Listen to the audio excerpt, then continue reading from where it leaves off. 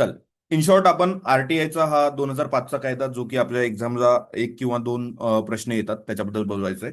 कारण Maharashtra public right to services जो कायदा आहे आणि हा कायदा, तर तीन प्रश्न येतात दोघांवर मिळून, कधी त्याला दोन तर कधी याला दोन, असं ते फिरत असतं. ठीक आहे. फास्ट मध्ये बघूयात. जास्त काही आपल्याला वेळ घालवायचा नाही याच्यामध्ये. आरटीआयच्या बेसिक्स मध्ये सगळ्यात आधी तर राष्ट्रपतींचा असेंट कधी आहे? 15 जून 2005. आता तुम्ही सांगायचंय की हा कायदा 120 दिवसानंतर इम्प्लिमेंट झालेला आहे. तर तो कधी इम्प्लिमेंट झालाय?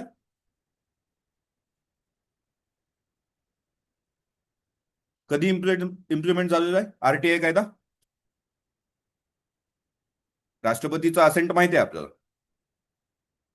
त्याच्यानंतर 120 दिवसात इम्प्लिमेंट, 12 ऑक्टोबर 2005, बरोबर. राईट. त्याच्यानंतर किती, हा त्या वर्षीचा 22वा कायदा होता. हा एक मुद्दा तिथे लक्षात ठेवा. 6 प्रकरणं आहेत, 31 कलमं आहेत त्याच्यामध्ये.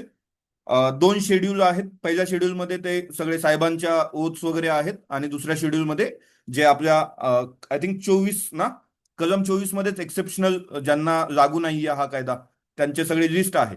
तर त्यांची लिस्ट शेड्यूल 2 मध्ये आहे, बरोबर. तो एक. आणि याने कोणाला रिप्लेस केलेला आहे? फ्रीडम ऑफ इन्फॉर्मेशन ऍक्ट 2002ला रिप्लेस केलेला आहे. याच्या नावामध्ये चुकीचे नावं देतात. फ्रीडम ऑफ इन्फॉर्मेशन ऍक्टला चुकीच्या पद्धतीने वेगवेगळे 4 ऑप्शन करून देतात. तो लक्षात ठेवा. आणि जो आपला हा राईट आहे, राईट टू इन्फॉर्मेशन, हा आर्टिकल 19(1)(a) अंतर्गत आपला एक कॉन्स्टिट्युशनल राईट आहे. हा मुद्दा, हे इथं वैधानिक वगैरे या कायद्याने वैधानिक आहे. अदरवाईज तिकडे आपल्याला आर्टिकल 21 मध्ये आपल्याला पाहता येतं बघा. आर्टिकल 21 मध्ये सगळ्याच गोष्टी येतात बऱ्यापैकी, सुप्रीम कोर्टाने टाकलेल्या आहेत त्याच्यामध्ये. ठीक आहे. तर ही आरटीआय कुठून सुरू झाली? 1990 मध्ये राजस्थानमध्ये जे मजदूर किसान शक्ती संघटन होतं, त्यांनी डिमांड्स केले की त्यांच्या जे काही सर्व्हिसेस आहेत त्यांचा रेकॉर्ड पाहिजे. तर तिथून सुरू झालं. अरुणा रॉय त्यांच्यासोबत होत्याच, त्यांच्या नेतृत्वात पुढे आले. पहिल्यांदा कोणी? स्वीडनमध्ये. कधी? 1766 मध्ये, ज्यावेळेस आपल्याकडे इकडे बक्सार वगैरे घडत होतं 1764-65 मध्ये. तर त्यावेळेस तिकडे स्वीडनमध्ये राईट आरटीआय कायदा आलेला आहे. आणि मग आपल्याकडे 2005 मध्ये आलेला आहे. ओके. एक 200 वर्षाने युएसए मध्ये आले, कारण युएसए अजून तयारच झाला नव्हता तिथे. तर व्हायचंच बाकी होतं. 200 वर्षांनी झाल्याच्या नंतर एक 150-1 वर्ष लागली त्यांना. ठीक आहे. काय कशासाठी गरजेचं आहे? ट्रान्सपरन्सी प्रमोट करायचं आहे. मेजर ऑब्जेक्टिव्ह त्यांचे, मेन ऑब्जेक्टिव्ह ट्रान्सपरन्सी आणि accountability working in public authorities. Right. Constituent central and state information commission आणि करप्शन कॉम्बॅट करण्यासाठी, हे त्यांचा मेन मुद्दा येतो. इम्पॉर्टंट सेक्शन्स बघा. डेफिनेशन मध्ये 2F, एफ फॉर इन्फॉर्मेशन माहितीये तुम्हाला. H for authority. हे काय? H for authority, public authority येते, ऑथॉरिटी नाहीये. ओके. आय फॉर माझा रेकॉर्ड, आय रेकॉर्ड किंवा मी रेकॉर्ड करतो असं. जे फॉर जाधवांकडे इन्फॉर्मेशन आहे, असे लक्षात ठेवू शकता. राईट टू इन्फॉर्मेशन, जे. ओके. चालेल. एन, हा 2N थर्ड पार्टीसाठी आहे, तुम्हाला माहितीये. पुढे हे रिव्हिजन सेशन आहे बरं का, तुम्हाला माहिती आहे म्हणण्याचं कारणच, आणि तुमच्यासाठी नाही, रेकॉर्डिंग ऐकणाऱ्यांसाठी. नाहीतर ते सहसा असं होतं की काय सगळं तर माहिती आहे, माहिती आहेच म्हणतायत sir. Okay. Section 3, right right right to information to all citizens आहे. Right to information to all citizens आहे. सेक्शन 4, ऑब्लिगेशन सुओमोटो, ते 120 दिवसामध्ये सगळं टाका म्हणजे सांगितलंय, जे जे शक्य आहे ते. ओके. ते सेक्शन 4 मध्ये. 5 मध्ये पीआयओ, काय तो पब्लिक इंटरेस्ट इन्फॉर्मेशन ऑफिसर जो आहे, जनमाहिती अधिकारी, त्याचं डेजिग्नेशन वगैरे, त्याची नेमणूक वगैरे. 6व्या मध्ये रिक्वेस्ट करायची आहे. सेक्शन 6 रिक्वेस्ट करण्याबद्दल आहे, विनंती करण्याबद्दल. सेक्शन 6(3) मध्येच ते जर दुसरी चुकीच्या ठिकाणी गेलं असेल तर 5 दिवसामध्ये तुम्ही ते ट्रान्सफर करू शकता, याबद्दल आहे. 7 मध्ये डिस्पोजल आहे. तुमचे जे राईट टू इन्फॉर्मेशनची जो अर्ज वगैरे केलाय तो डिस्पोज करण्याबद्दल आहे. किती दिवसात? 30 दिवसात. आणि लाईफ आणि लिबर्टीचा मुद्दा आला असेल तर 48 तासात करायचा आहे. सेक्शन 8 मध्ये एक्झम्पन्स आहेत डिस्क्लोज करण्याच्या बाबतीत, की ते जर पब्लिक इंटरेस्टचा मुद्दा येत असेल तर ते डिस्क्लोज करण्यापासून ते रोखू शकतात वगैरे. 9 मध्ये रिजेक्शनचे ग्राउंड्स दिलेले आहेत. 9 मध्ये ग्राउंड्स ऑफ रिजेक्शन आहेत.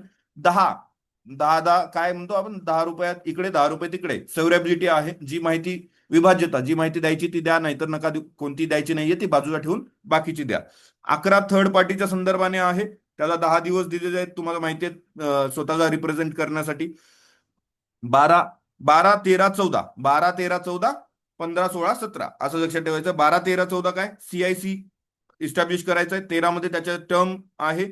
आता ते टर्म कोण गव्हर्नमेंट ठरवते. ओके. आता काय पहिल्यासारखं 5 वर्ष राहिलेलं नाहीये. आता ती जी काही सेंट्रल गव्हर्नमेंट ठरवेल तेच असणार आहे. टर्म सीआयसीची 13 मध्ये, 14 मध्ये रिमूव्हल ऑफ सीआयसी, तेच मग कसं असणार 15, 16, 17 स्टेटच्या बाबतीत. पुढे 18 मध्ये यांचे पॉवर्स आल्या, मग पॉवर ऑफ इन्फॉर्मेशन कमिशन 18 मध्ये. 19 मध्ये अपील करायचं आहे, तर थर्ड पार्टी वाल्याला अपील करायचं असेल तरी तो 19 मध्येच येतो. 20 मध्ये, 20 मध्ये 10 मध्ये सेव्हरॅबिलिटी होती, 10-10, 20 केलं, आता पेनल्टी लावायचे पर डे 250 रुपये, मॅक्झिमम 25,000 जातं ते. 21 मध्ये गुड फेथ मध्ये काम केलं असेल तर प्रोटेक्शन. 22 2 वर 2 ओव्हर राईड करते, इतर याच्यापासून ओव्हर रायडिंग इफेक्ट जो आहे त्याचा असणार आहे. 23 मध्ये दोघावर 3 आले, आता 3 कोर्ट्स आहेत ना, काय तुमचं सुप्रीम कोर्ट आहे, हायकोर्ट आहे आणि डिस्ट्रिक्ट कोर्ट आहे. 2 वर 3 आहेत, असं 12, पण त्याच्यावरती ज्युरिस्डिक्शन 12 आहे. Okay, 12 of jurisdiction. आणि 24 मध्ये इंटेलिजन्स ऑर्गनायझेशनच्या जे काही आहेत त्या एक्सेप्शन्स आहेत, गुप्तचर सूट्स. ओके. आता जनरल डिस्पोजल सांगा पटपट, या चॅट सेक्शन मध्ये या, चॅट सेक्शन मध्ये या. आलात रोहन आणि इतर प्रतीक वगैरे? ठीक आहे. सांगा जनरल डिस्पोजल किती दिवसात जनरली, कलम 7 मध्ये काय सांगितलंय, किती दिवसात करायचं आहे आरटीआय डिस्पोज? 30 दिवसात. लाईफ लिबर्टीच्या संदर्भाने असेल तर 48 तासात, ते देखील त्याच्यातच सांगितलंय. दुसऱ्या ऑथॉरिटीला जर ट्रान्सफर करायचं असेल फाईल तर किती दिवस दिलेले आहेत एक्स्ट्राचे?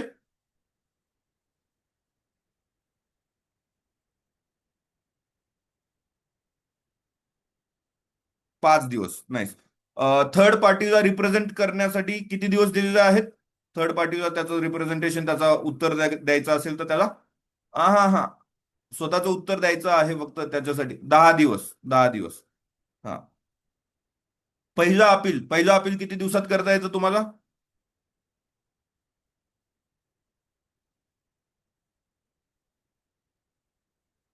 30 दिवसात. आणि पहिल्या अपीलवरती ते डिस्पोज करायचं असेल ती गोष्ट, पहिल्या अपिलेट ऑथॉरिटीने किती दिवसात करायला पाहिजे? 30 दिवस, मॅक्झिमम 45 दिवस. एक्स्ट्राचे एक्सेप्शनल केसमध्ये 15 दिवस भेटतात. सेकंड अपील आपल्याला 90 दिवसात करता येते. सेकंड अपील आपल्याला किती 90 दिवसात करता येतं.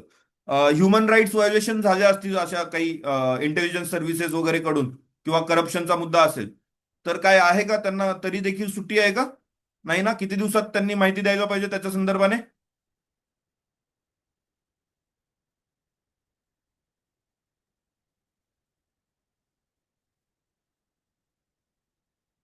ऑप्शन 30, 40, 45, 50 सांगा.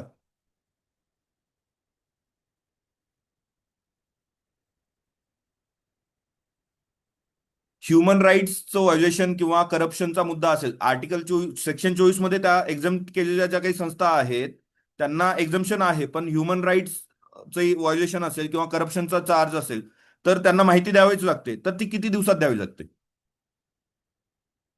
त्यांना? नॉर्मली किती दिवस? आपल्याला बाकीच्या गोष्टींसाठी बाकीच्या इन्स्टिट्यूटला 30 दिवस आहे ना, तसं यांच्यासाठी किती दिवस आहे?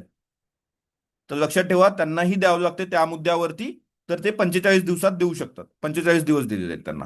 जर माहिती नसेल तर लक्षात ठेवा, येतो प्रश्न याच्यावरती आलेला आहे. सेक्शन 4 मध्ये सुओमोटो किती दिवसात करायला सांगितलं होतं, माहिती देण्याचं ऑब्लिगेशन होतं? सेक्शन 4 मध्ये काय सांगितलं होतं किती दिवसात? त्याच्यामुळे आपलं 12 ऑक्टोबरला लागू झालं ते 120 दिवसात.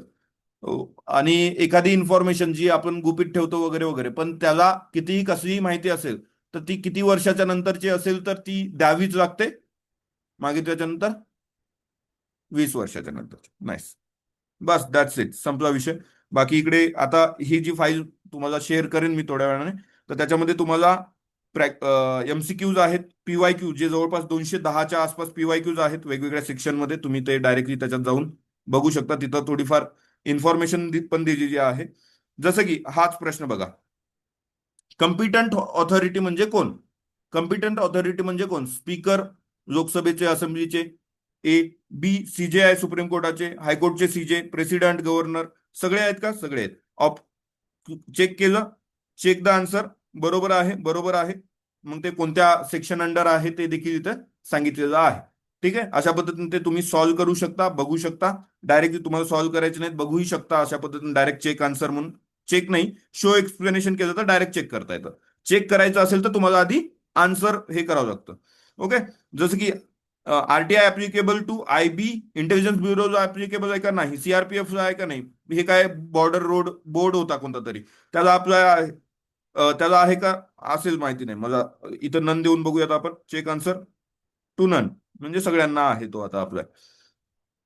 CIC has powers of session courts under CrPC statement. सीआरपीसीच्या अंडर आहे का, कशाच्या अंडर आहे ते? सिव्हिल राईट्स, सिव्हिल प्रोटेक्शन आहे ना तो, सिव्हिल दिवाणी कायद्याअंतर्गत आहे ना, त्याच्यामुळे हे चुकीचं आहे स्टेटमेंट. चेक करूयात आन्सर. रॉंग, सिव्हिल कोडच्या अंतर्गत आहे. अशा पद्धतीने हे प्रश्न आहेत. तुम्ही तिथे याच्यात पीवायक्यू जर करायचे पीवायक्यू करा, सोबत प्रॅक्टिस एमसीक्यू पण दिलेत 50 एक, तुम्ही तिथे देखील करू शकता. ओके. चालेल. एखादी चुकीची माहिती असू शकते, मी नाही म्हणत नाही, पण ते तेवढं तुमच्याकडे ज्ञान आलेलं आहे की तुम्ही ते चूक आहे का बरोबर आहे ते करू शकता. एखादी असू शकते म्हणतोय. ओके. जसं की मागेच कुठेतरी एक आलेला आहे प्रश्न, हे जो आहे ना प्रायमरी पर्पज आरटीआय ऍक्टचा काय आहे, तर ते आपल्याला माहिती आहे, प्रमोट ट्रान्सपरन्सी आणि अकाउंटेबिलिटी आहे. चेक केलं, आन्सर आलं. पण मागे कुठेतरी एका ठिकाणी ते जो सोर्स उचलला होता त्याच्यात त्यांनी चुकीचं आन्सर दिलं होतं, त्याच्यामुळे ते तसंच. आणि मग तिथं एक्सप्लेनेशन मध्ये दिलंय आपण की ते सोर्स मध्ये चुकीचं होतं, ते तसंच राहिलंय आणि हे आन्सर आहे त्याचं. ठीक आहे. तर याचा वापर करा जर शक्य असेल, करायचं असेल. 50 एक जरी एमसीक्यू सोडले प्रॅक्टिसवाले, जर तुमचे पीवायक्यू सोडून झाले असतील तरी ते बेटर आहे. रिव्हिजनसाठी देखील इथे सेक्शन्स आहेत, थोडेफार चेक करा, मित्रांना विचारा. हा सेक्शन देखील तुम्हाला उपयुक्त ठरू शकतो येत्या दिवसामध्ये फास्ट रिव्हिजन करायचं असेल, बेस्ट आहे. ओके. पुन्हा कमिटी कोणती असते एसआयसीला निवडण्यासाठी, सीआयसीला निवडण्यासाठी, तो मुद्दा आला. किंवा त्यांची टर्म जी आहे ती आता चेंज झाली आहे, गव्हर्नमेंट प्रिस्क्राईब करेल ते आहे, तो मुद्दा देखील इथे कव्हर झाला. कधी लागू झाले, काय आहे, बीपीएल वाल्यांना फीस नाहीये, वगैरे वगैरे मुद्दा इथे येतो. मग शेवटी येतात तुमचे मेंटर, आकाश जाधव, सायन्स प्रिकॉल फाउंडर किंवा स्टडी टुगेदरचे फाउंडर. टेलिग्राम चॅनल असेल, तुम्ही त्याच्यावर कनेक्ट होऊ शकता. ऍपला क्लिक करा, ऍपवरती कनेक्ट होऊ शकता. युट्यूब चॅनलसाठी युट्यूबवरती क्लिक केलं, तिकडेही जाऊ शकता. सो जॉईन करा, मॅक्झिमम गोष्टी मिळवण्याचा फायदा करा, येणाऱ्या एक्झाम मध्ये चांगल्या पद्धतीने काम करा आणि जॉब लवकरात लवकर मिळवा. ठीक आहे. थांबवतो मी ही रेकॉर्डिंग इथे. भेटू आपण पुन्हा पुन्हा एकदा कधीतरी.